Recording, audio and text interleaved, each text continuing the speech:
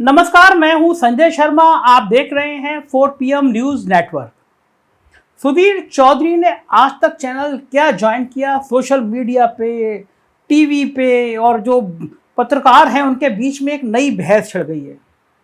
बहस छिड़ गई है कि आज तक को ऐसी क्या जरूरत पड़ी थी कि जो 2000 के नोट में चिप तलाश कर रहे थे सुधीर चौधरी, उनको आज तक अपने यहां ले आया।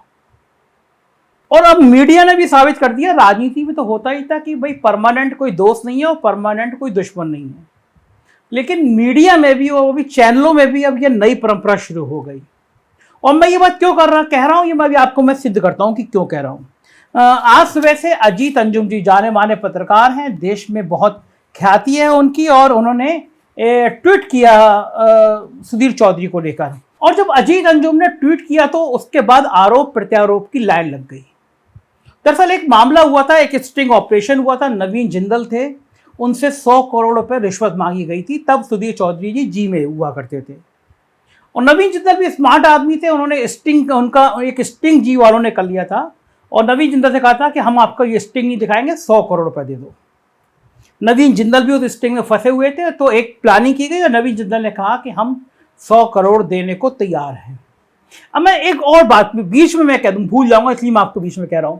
हम लोग छोटे छोटे जिलों के जो तहसील स्तर के संवाददाता होते हैं, जो जिले के स्तर के पत्रकार होते हैं, उनके ऊपर बड़े आरोप लगा देते हैं। मेरी एक बार एक IAS अफसर से बहस हो गई। उसने मुझसे कहा कि संजय जी, एक जिले का नाम लिया उसने, वो कलेक्टर हुआ करता था। बोले बड़ी खराब बात है, ये जो तहसील का रिपोर्टर था वहाँ पे, वो पहले SDM से 5000 रुपये महीना मांगता था, फिर अब 10,000 कर दिए कि 10,000 रुपये दे दो, और नहीं दोगे तो मैं खबर छापूंगा। कितना खराब कर रहे हैं। तो मैंने उस IAS अफसर से कहा कि SDM साहब उस पत्रकार को पैसा दे क्यों रहे हैं? वो इसलिए दे रहे हैं क्योंकि वो कोटे से कमीशन खाते हैं, राशन की दुकानों से कमीशन खाते हैं, जो विकास कार्य होते हैं उनसे कमीशन खाते हैं, तभी तो वो पत्रकार को पैसा दे रहे हैं। मत दे पैसा ना, पत्रकार पैसा मांग रहा है, क्यों दोगे आप? किस खुशी में दोगे? मना करो ना। गलत खबर छापेगा तो प्रेस काउंसिल है, कोर्ट है, अदालतें हैं, आप मुकदमा करिए, गलत खबर छपी है, आप क्यों पैसा दे रहे हैं? और मैंने उन IAS अफसर से कहा कि पैसा इसलिए दे रहे हैं क्योंकि SDM साहब खुद लाखों कमा रहे हैं, इसलिए तहसील स्तर का पत्रकार सिर्फ 10,000 रुपये मांग रहा है। मैं उस पत्रकार का बचाव नहीं कर रहा, लेकिन हम तहसील के पत्रकार को बड़ी हे दृष्टि से देख रहे हैं क्योंकि इसने 10,000 रुपये मांग लिए। और जो देश के बड़े बड़े पत्रकार हैं, जिनकी टीवी चैनल पे आप देखोगे तो जिनकी शाहरुख खान की तरह ब्रांडिंग है, एक टाइम में वो भी नंगे हुए थे। कोई मंत्री बनवा रहा था, कोई अंबानी अडानी टाइप के बड़े बिजनेसमैन से डील कर रहा था, कोई ठेके दिलवा रहा था, कोई पोस्टिंग करा रहा था, कोई पद्मश्री की लाइन में लगा हुआ था, कोई सांसद बनने की लाइन में लगा हुआ था। और मैं आपको लखनऊ का किस्सा बताता हूं बात शुरू करने से पहले। एक बार मैं नवनीत सहगल जी के दफ्तर में गया था, सूचना विभाग उनके पास हुआ करता था, अखिलेश यादव मुख्यमंत्री थे।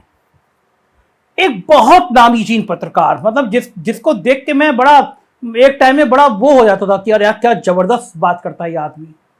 वो एक सोफे में बैठे हुए थे। अब मेरा परिचय नहीं था तो मैं अपरिचित लोगों से वैसे भी हेलो हाय नहीं करता, लेकिन मैं उनको देख के चौंका। कमरे में 10-12 लोग थे, सहगल साहब एक एक करके निपटाते रहे। बाद में चाय आई, मैं बैठा रहा और सहगल साहब मुझसे बात करते रहे। मुझे जो बात कहनी थी मैं कह के उन कमरे में चला गया। लेकिन मेरे संग एक रिपोर्टर था, उसको खड़ा करके आया। मैं कहा देखना ये कितनी देर में निकलते हैं। पता चला कि सहगल साहब ने उनको 2 घंटे बिठा कर रखा। इतना बड़ा आदमी, देश का पत्रकार। और मैं बड़ा हैरान, मेरे अंदर जिज्ञासा तो रहती है कि भैया ये आदमी 2 घंटे तक सहगल साहब ने क्यों बिठा के रखा। और मेरे कान खड़े हुए, मैंने रिपोर्टर को लगाया, मालूम करो मामला क्या है। पता चला कि सहगल साहब ने उसको 3 करोड़ रुपए की एक कॉफी टेबल बनाने का आदेश दिलवाया सूचना विभाग से। 2 या 3 करोड़ के बीच का मामला था। जाहिर है कि अगर 3 करोड़ का काम देंगे जिसमें वो पत्रकार साहब 1 करोड़ कमाएंगे, तो सहगल साहब जैसे अफसर उनको 2 घंटे कमरे में बिठा कर रखेंगे। तो ये बड़े पत्रकार हैं जिनको आप देख देख के टीवी पे बहुत ब्रांड समझते हो, हकीकत इनकी भी यही है। ये लोग भी वही करते हैं जो तहसील का छोटा स्तर का संवाददाता करता है। वो 10,000 मांगता है और ये करोड़ों में डील करते हैं। तो आप अपने मन में ये जो भ्रम है ना, ये हटा दीजिए कि कोई क्या करता है क्या नहीं करता है। बहुत कम लोग ऐसे होंगे जो शुचिता का पालन करते हैं। करना चाहिए पत्रकार को। वही बात ईमानदारी से कर सकता है, सरकारों के खिलाफ वही बोल सकता है जो ईमानदारी से इसका पाठ करता है, इस तरह के धंधे में नहीं पड़ता। तो मैं बात कर रहा हूँ उस स्टिंग ऑपरेशन की। नवीन जिंदल ने कहा कि ठीक है हम 100 करोड़ दे देंगे, और बात करने के लिए सुधीर चौधरी को भेजा गया, GTV के संपादक को भेजा गया। जब बात हुई 100 करोड़ की डील हुई तो नवीन जिंदल ने सुधीर चौधरी का स्टिंग करा लिया और FIR लॉन्च करा दी और सुधीर चौधरी को 6 महीने तिहाड़ जेल में रहना पड़ा।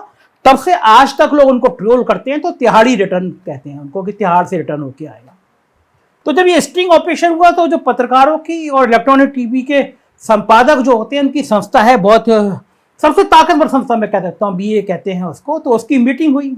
तो जो आज अजीत अंजुम ने सुबह ट्वीट किया मैं पढ़ के सुनाता हूँ, फिर पूरी डिटेल बताता हूँ। लिखा अजीत अंजुम जी ने कि वसूली चौधरी के स्टिंग का टेप आज तक के ऑफिस में ही टीवी संपादकों की मीटिंग में देखा गया था। राहुल कंवल समेत 3 संपादकों की कमेटी ने तय पाया कि ये सीधे सीधे ब्लैकमेलिंग का मामला है। इस हर हालत में वसूली चौधरी, मतलब ये चौधरी जी को वसूली चौधरी लिख रहे हैं, सुधीर चौधरी को वसूली चौधरी लिख रहे हैं अजीत अंजुम जी, ये हर हालत में वसूली चौधरी को संपादकों की संस्था से निकाला जाना चाहिए। उसी आज तक में पालकी में उतरे हैं। उन्होंने फिर लिखा वसूली चौधरी का पक्ष जानने के लिए न्यूज 24 में हुई पहली बैठक में अर्नब गोस्वामी भी आए थे। अर्नब समेत सभी की राय थी कि साफ तौर पर ब्लैकमेलिंग का मामला है। आखिर और चौथी बैठक भी न्यूज 24 में हुई थी। आज तक के संपादकों की मौजूदगी में सर्वसम्मति से फैसला हुआ कि संदीप चौधरी को BEA यानी ये सबसे ज्यादा ताकतवर संस्था है इलेक्ट्रॉनिक मीडिया के संपादकों की, ब्रॉडकास्ट एडिटर एसोसिएशन, उससे बाहर का रास्ता दिखा दिया गया, निकाल दिया गया। अजीत अंजुम ने लिखा कि मुझे इस आदमी की बेशरम दलीलें आज भी याद हैं, कभी कुछ। जब मुझे इसने कहा कि वो हमें पैसे ऑफर कर रहे थे इसलिए हमने उनका स्टिंग करने के लिए बुलाया, तब हम सब ने कहा कि फिर दिखाओ वो फुटेज, उसके आपके पास होना चाहिए फुटेज। तब ये कुछ और कहानी बताने लगा और अर्नब से नोकझोंक हुई। इसके बाद लोग अजीत अंजुम पे भी हमला करने लगे, उनके लिए भी कहने लगे, लेकिन विवाद बढ़ गया। तो मैं इस मुद्दे पर आ रहा हूं कि आज तक के जो सर्वा हैं अब तक, राजीव सरदेसाई और राहुल कंवल, उन्होंने जब ये स्टिंग खुल गया और सुधीर चौधरी की गिरफ्तारी हो गई सुधीर चौधरी की, तो उसके बाद इन सब ने सुधीर चौधरी को एक तरह से बायकॉट कर दिया। और जी के भले वो संपादक रहते हैं और DNA करते रहते हैं, अपना शो करते रहते हो, लेकिन जो देश के बड़े पत्रकार थे एक तरह से उन्होंने सुधीर चौधरी का बायकॉट कर रखा था। सुधीर चौधरी को ये लोग पसंद नहीं करते थे। और मजे की बात है कि राजीव सरदेसाई भी हैं और राहुल कंवल भी हैं आज तक में, और अब सुधीर चौधरी भी बहुत बिग बॉक तरीके से डॉन की तरह आज तक में आ गए हैं। तो आप सोचिए कि अब राजीव सरदेसाई और राहुल कंवल क्या करेंगे। जिस व्यक्ति का जीवन विरोध किया, जीवन भर उसको ताने देते रहे, अब वो आपके यहाँ बहुत ताकतवर पोजीशन में आ गया। बैठ के आज तक पे सुधीर चौधरी कह रहे थे कि मेरा नया शो है, इसके बारे में नाम बताइए क्या रखा जाना चाहिए। लोग ट्रोल करने लगे, कुछ लोग कहने लगे तिहाड़ रिटर्न कह लीजिए, और कुछ लोग और ब्लैकमेलिंग का नया फंडा, इस तरह की सुधीर चौधरी की मजाक उड़ाने लगे। मैं कुछ किस्से बताता हूं जिससे सुधीर चौधरी और ज़्यादा बदनामी का शिकार हुए और लोगों ने उनकी मजाक उड़ाई। जब 2000 का नोट आया था तो सुधीर चौधरी ने कहा था कि हर नोट पर नैनो की चिप लगी हुई है, 2000 के नोट जहां रखे जाएंगे सैटेलाइट बताएगा कि ये 2000 के नोट रखे हैं और तुरंत मोदी जी की टीम उनको नोटों को पकड़ लेगी। और लोग मानने लगे थे कि ये वाकई में सुधीर चौधरी कह रहे हैं तो चिप लगी होगी। आज तक 2000 के नोटों की चिप को लेकर सुधीर चौधरी का मजाक उड़ाया जाता रहा है। इसी तरह उन्होंने एक बार कहा था कि कांग्रेस नेता नवजोत सिंह सिद्धू की रैली में लोग पाकिस्तान जिंदाबाद के नारे लगा रहे थे, अपने शो में कहा, जबकि हकीकत ये थी लोग पाकिस्तान मुर्दाबाद के नारे लगा रहे थे। बाद में साबित हुआ। सुधीर चौधरी का बदनामी का सिलसिला बहुत लगातार जारी था। उन्होंने JNU के छात्रों द्वारा पाकिस्तान एक वीडियो शेयर किया, उसमें लिखा कि JNU के छात्र पाकिस्तान जिंदाबाद के नारे लगा रहे हैं, जबकि वो भारतीय कोर्ट जिंदाबाद के नारे लगा रहे थे। उसको टेप किया गया और सुधीर चौधरी ने JNU को बदनाम करने की कोशिश की। सुधीर चौधरी ने कहा कि क्षेत्रफल के हिसाब से कनाडा दुनिया का सबसे बड़ा देश है। मजाक उड़ी क्योंकि रूस दुनिया का सबसे बड़ा क्षेत्र है, कनाडा उससे कहीं पीछे है, लेकिन सुधीर चौधरी कुछ भी कह सकते हैं। शाहजहां पर उन्होंने कहा कि मुगल बादशाह शाहजहां ने ताजमहल बनाने वाले मजदूरों के हाथ काट दिए। बाद में पता चला शाहजहां ने ताजमहल बनाने वाले मजदूरों के हाथ नहीं काटे थे, बल्कि उनको जिंदगी भर वेतन देकर काम करने का वादा किया था। लेकिन सुधीर चौधरी का इतिहास इसी तरह का है, वो इसी तरह की बातें करते हैं। सुधीर चौधरी बहुत अधिक स्वतंत्रता और लोकतंत्र पे कहते हैं कि अगर बहुत ज्यादा स्वतंत्रता, बहुत ज्यादा लोकतंत्र दे दिया जाता है तो अति हो जाती है, खराब है। इस बात को भी लेकर उनको बहुत ट्रोल किया गया और उन पर तमाम छीटाकशी की गई। सुधीर चौधरी ने टीएमसी नेता मोइना पर मोर्टिन लागन का भाषण चुराने का झूठा आरोप लगाया। मोर्टिन ने खुद कहा, उन्होंने कहा कि मैं भारत में इंटरनेट पर मशहूर हूं क्योंकि एक राजनेता पर मुझ पर साहित्यिक चोरी का झूठा आरोप लगाया जा रहा है। ये तमाम बातें सुधीर चौधरी ने कही हैं। तो इस तरह सुधीर चौधरी बदनाम रहे हैं तमाम बातों पे, लेकिन आप सोचेंगे कि आज तक ने आखिर उनको क्यों बुलाया।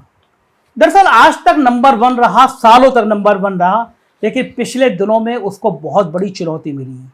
TV9 भारतवर्ष नया चैनल बना, हेमंत शर्मा बहुत तेज तर्रार, बहुत ब्रिलियंट, बहुत अच्छे पत्रकार वो उसके संपादक बने और उस जोड़ी ने आज तक को पछाड़ दिया।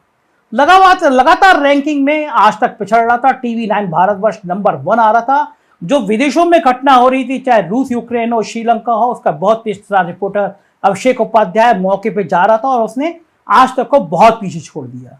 लगातार रेटिंग गिर रही थी, आज तक के मालिक परेशान थे और मालिकों को नीति नियत से कोई मतलब नहीं होता है। उन्हें धंधा चलना चाहिए, उन्हें सरकारों से सैकड़ों करोड़ के विज्ञापन मिलना चाहिए। तब पता चला कि अगर सुधीर चौधरी को ले आते हैं तो रेटिंग बढ़ेगी। और मैं आपको संक्षिप्त में ये तमाम आलोचना के बाद बता दूं कि सुधीर चौधरी एक वर्ग में, जिस तरह एक वर्ग में रवीश कुमार प्रसिद्ध है, उसी तरह एक वर्ग में आज सुधीर चौधरी भी लोकप्रिय हैं। लोग सुधीर चौधरी को भी बहुत पसंद करते हैं। मैं बता दूं कि बहुत जो देश के कुछ चुनिंदा पत्रकार हैं, मैं बताता हूं फेसबुक पे और ट्विटर पे उन्हें लोग कितना फॉलो करते हैं। अजीत अंजुम बहुत चर्चित नाम है। ट्विटर पे उनके लगभग 10,40,000 फॉलोअर हैं और फेसबुक पे लगभग 2,85,000। इस समय देश में सबसे ज्यादा पत्रकारों में जो चर्चित हैं और जो सबसे ज्यादा फॉलो रखते हैं वो रजत शर्मा है, जिनके ट्विटर पर 9,90,000 फॉलोअर हैं। फेसबुक पे 2,30,000 उनको फॉलो करते हैं। सुधीर चौधरी, आप तमाम आलोचना करिए उस आदमी की, लेकिन 7,20,000 लोग उनको ट्विटर पर फॉलो करते हैं, 2,70,000 उनको फेसबुक पे करते हैं। मतलब ट्विटर पे आप देख सकते हैं कि सुधीर चौधरी भी एक वर्ग में रवीश कुमार हैं। पूरा मीडिया दो इस समय बट गया है, एक सरकार की नीतियों के पक्ष में और एक सरकार की नीतियों के विरोध में। जो विरोध में है वो सब के सब रवीश कुमार के फैन हैं और जो सरकार की नीतियों के प्रशंसक हैं वो सब सुधीर चौधरी के फैन हैं। तो जाहिर है आज तक ने सोचा रजत शर्मा के बाद अगर कोई शो में ब्रांडिंग दिला सकता है तो वो सुधीर चौधरी हैं और सुधीर चौधरी आ गए। इसी क्रम में राहुल कमल जो आज तक में उनके 4,50,000, रवीश कुमार के 2,50,000, राजदीप सरदेसाई भी पॉपुलर आदमी हैं, 8,90,000, रूपक्या लिया का 4,20,000 ट्विटर पे, श्वेता सिंह को 3,70,000 लोग फॉलो करते हैं। मतलब एक बहुत बड़ा वर्ग है जो सुधीर चौधरी को पसंद करता है। आप सुधीर चौधरी की तमाम बुराइयों के बाद इग्नोर नहीं कर सकते। वो ब्रांड है, एक बहुत बड़े वर्ग में लोकप्रिय है। ये बात अलग है कि आज तक पे आने पे एक नई कंट्रोवर्सी शुरू हो गई है। अब आपका मन है कि आप आज तक के शो पे सुधीर चौधरी को देखें या ना देखें, मगर मालिकों को वो चेहरा चाहिए जो ब्रांड हो, जिसको पब्लिक पसंद करती हो। उसकी तमाम गलतियां एक तरफ, उसकी तमाम गलत बातें एक तरफ, मगर उसको अपना चैनल हिट करना है। तो आप देखते रहिए 4PM, क्योंकि ऐसी पोल खोल खबरें सिर्फ 4PM में मिलेंगी। Thank you.